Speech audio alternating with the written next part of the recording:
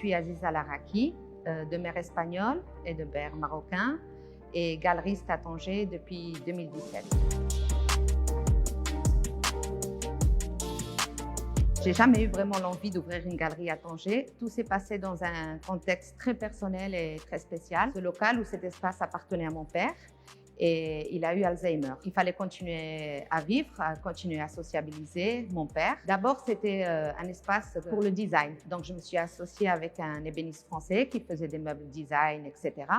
Mais au moment de venir accrocher les tableaux au mur, j'ai pas pu mettre des tableaux déco, étant donné l'histoire de ma famille. Du côté de ma mère, il y a un artiste très confirmé, un antiquaire, etc.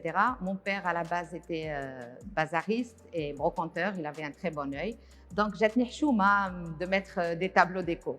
Et donc, j'ai fait appel à mes amis, aux gens que je connaissais, à d'autres galeristes. Et on a commencé avec Andy Warhol, Hamri, etc. Première exposition purement artistique, sans meubles, sans design, c'était en 2018.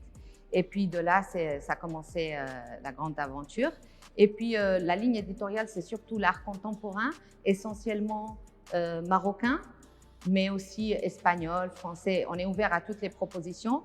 Bien sûr, on a des artistes avec qui on travaille tout le temps, mais à chaque fois, on a des nouveaux coups d'œil, de coups de cœur, des nouvelles rencontres. Le métier de galeriste, à mon point de vue, c'est un métier de promotion. C'est-à-dire il faut promouvoir les artistes, leur donner visibilité. On a une grande vitrine et je pense que c'est ce que je peux faire à mon niveau. Après, on fait appel toujours à des professionnels, des commissaires, des écrivains, des critiques d'art, des scénographes, etc. L'exposition de Ricky Martin, ou Ricky Lavelle Martin, c'est un photographe assez jeune, c'est-à-dire ça fait 4 ou 5 ans qu'il travaille, mais dès que j'ai vu ses œuvres, j'ai eu le coup de cœur. Je trouve qu'elles sont très dynamiques, très fraîches, très colorées. Elles ont l'air insouciantes, mais il y a une profondeur à l'intérieur, beaucoup d'humanisme. Et c'est un travail qui est spontané, qui vient du cœur. Et on sent la présence de l'artiste et son caractère. Oui, on prévoit une exposition, mais pas à la rentrée, en plein été.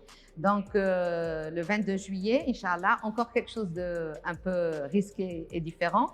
Donc, on va faire une exposition en plein air, dans un magnifique jardin, avec des ruisseaux, avec des plantes, avec des fleurs. Cette fois-ci avec Abdelkrim Mouazzani et à Tétouan. D'abord, je voulais vous remercier pour tout le travail que vous faites de promotion d'art essentiellement marocain. Je crois que c'est très, très important qu'on soit dans le partage et que nous puissions collaborer tous ensemble. Et aussi qu'il ne faut, je voudrais dire à tous les artistes ou les amateurs qu'il ne faut jamais arrêter de rêver et surtout de travailler.